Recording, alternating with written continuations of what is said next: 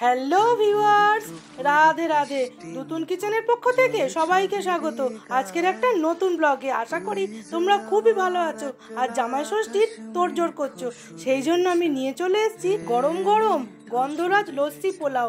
আর কালকের ভিডিওটা নিশ্চয়ই দেখেছো, তার সঙ্গে ছিল তেলকই।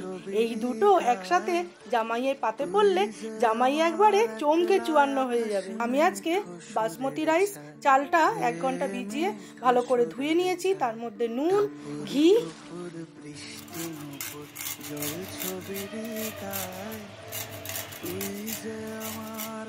দেখো বন্ধুরা, তোমরা দেখেই বুঝতে পারবে আমি কিন্তু সবুজ অংশটাই গ্রেট করছি। ভুল করেও সাদা দিকটা দিও না, তাহলে না একটা তেতো ভাব হয়ে যাবে। আমি এরকম ভাবে জিস্টটা একটু দিয়ে দিচ্ছি। এইবারে সব উপকরণ একসাথে মাখিয়ে আমি 10 মিনিট মতো রেখে দেবো, তাহলে চালটায় একটা সুন্দর ফ্লেভার হবে। আজকে আমি গন্ধরাজ যে লস্যি পোলাওটা বানাচ্ছি, এটা কিন্তু জামাই ষষ্ঠী স্পেশাল। সে নতুন জামাই হোক কিংবা পুরনো জামাই, দুরকম জামাইদের এর সঙ্গে মাটন কষা একদম জমে যাবে। জামাইরা খেয়েও খুব তৃপ্তি পাবে।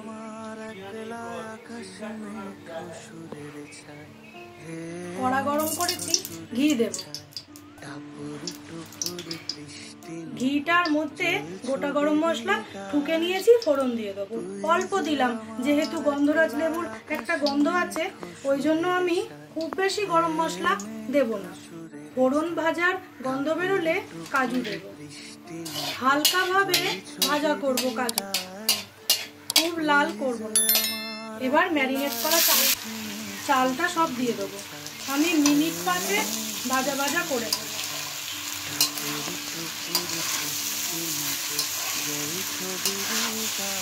চালের ওপরই কিশমিশটা দিয়ে একবারে ভাজা করে দেবো। এইবার চালটা ভাজা হতে হতে আমি এই দইটা ঘরেই পেতেছি। এইবার এটা দিয়ে ঘোলটা মানে লস্যিটা বানিয়ে নেব। তোমরা এরকম ভাবে বাড়িতেই খুব সহজে টক দই বানিয়ে নিও।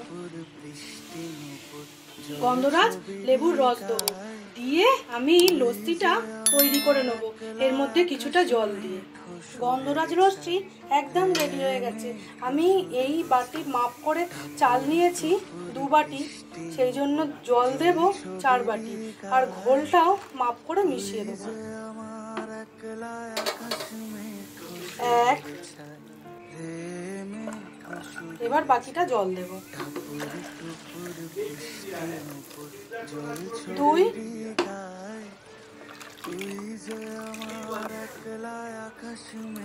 সব একসাথে মিশিয়ে আমি গন্ধরাজ লস্যি একদম তৈরি করে নিয়েছি।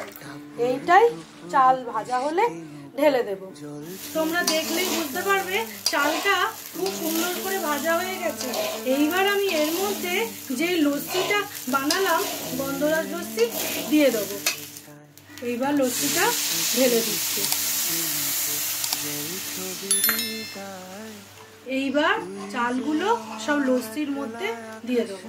এইবার আমি ঢাকনাটা খুলেছি, দেখো জল সব টেনে নিয়েছে আর চালও সেদ্ধ হয়ে গেছে। এইবার আমি চিনি গুঁড়োটা দেব। এটা রান্নাটা হয়েই এসছে, এইরকম এটা রেখে দিতে হবে গ্যাস থেকে অফ করে, তাহলে না ঠিক হয়ে যাবে। এটা তোমরা মনে মনে ভাববে যে এটা ঝরঝরে এখনো হয়নি, এটা হয়ে যাবে। এটা রান্নাটা হয়েই এসছে। এইবার আমি গ্যাসের ফ্লেমটা অফ করে এইখানেই চাপা দিয়ে মিনিট 20 রেখে দেবো, তারপর পরিবেশন করব আজকের গন্ধরাজ লস্যি পোলাও। এইবার ওপর থেকে আরেকটু গন্ধরাজ লেবুর জিস্ট দিয়ে দেবো, আর একটু রস ওপর থেকে আমি দিয়ে দেবো।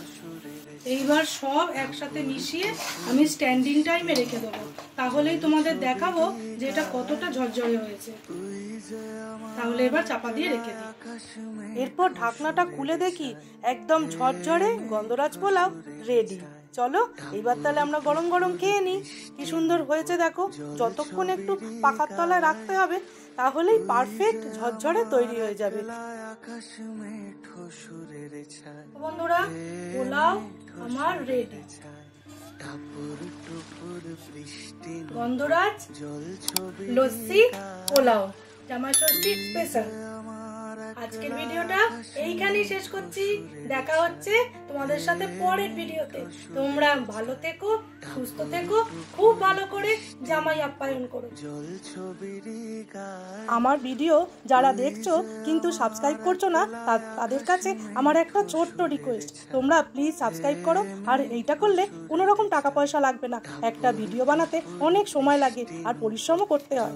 সেই জন্য তোমরা একটু লাইক, শেয়ার, সাবস্ক্রাইব করলে আমি অনেক বেশি উৎসাহ পাবো নতুন ভিডিও বানাতে। তোমরা আমার পাশে থেকো। Thank you.